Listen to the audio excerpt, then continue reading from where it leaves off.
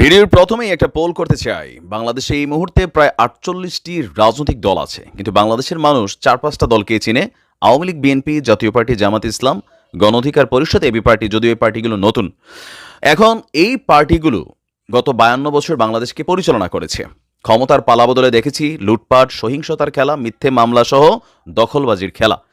এখন এই খেলাগুলোর বদলে এমন একটা বাংলাদেশ কি আদৌ কোনো একটা দলের হাত দিয়ে গড়া সম্ভব, যেখানে ইউরোপ আমেরিকার মতন সরকারের পালাবদল হবে, জনগণ টেরও পাবে না, কোনো রকম লুটপাট হবে না, মিথ্যে মামলা হবে না, হত্যা মানে যা যা আমরা দেখি আর কি, এগুলো হবে না। এমন বাংলাদেশকে আদৌ দেখা সম্ভব?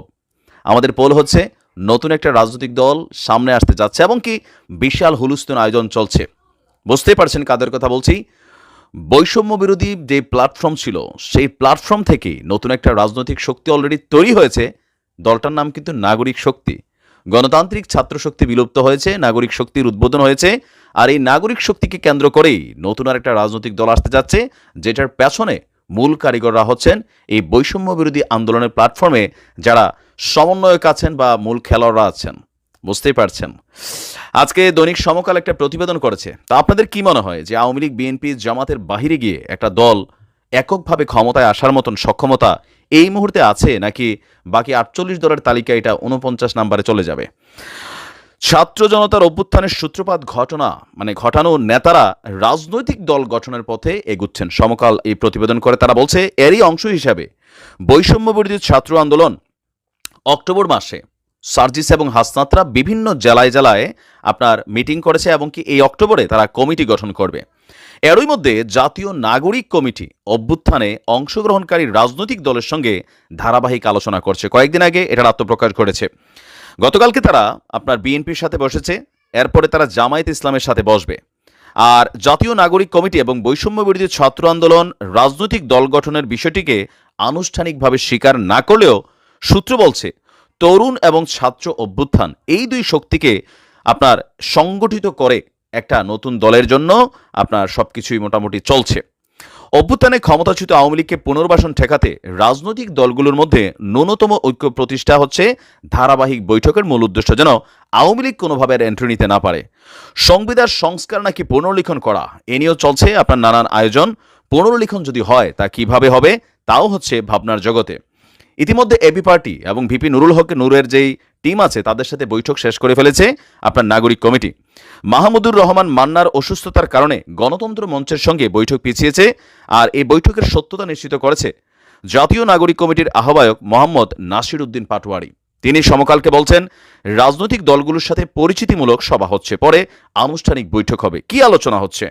তিনি বলছেন যে আনুষ্ঠানিক আলোচনা শুরু হলে আমরা গণমাধ্যমকে জানাবো, তবে আগে যে সকল বৈঠক হয়েছে সেগুলো সূত্র বলছে নাগরিক কমিটি আগামীতে নির্বাচন এবং তাতে জোটের সম্ভাবনা নিয়ে কথা বলছে।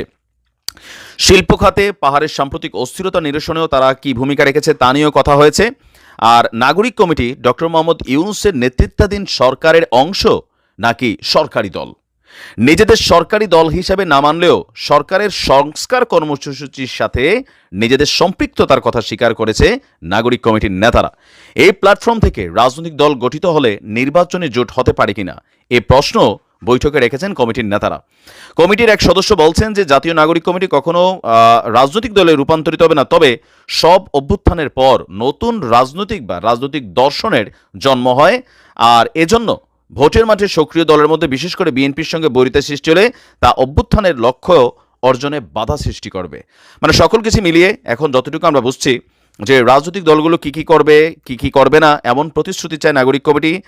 তারা বলছে যে বৈঠকে এই ধরনের আলোচনা চলছে, তবে এ নিয়ে ইন্টারনাল বা ইন্টালেকচুয়াল যে তথ্যগুলো সামনে যতটুকু আমরা বুঝতে পারছি যে এই মুহূর্তে নতুন এই নাগরিক শক্তি একটা রাজনৈতিক প্ল্যাটফর্ম তৈরি করার দিকেই ধাবিত হচ্ছে, ধারাবাহিকভাবে পরিকল্পিতভাবে কাজ করছে। আর এই ছাত্র আন্দোলনের প্ল্যাটফর্মের যারা সমন্বয়ক আছেন তাদেরকে হালকা নেওয়ার কিছু নেই। তারা উইরা আসা জুইরা বসা নাই। শেখ হাসিনার সরকারকে কিভাবে তারা ফেলে দিয়েছে, শিবিরের সাথে প্রয়োজনে হাত মিলাইছে, কিন্তু ঘটনা ঘটাইছে।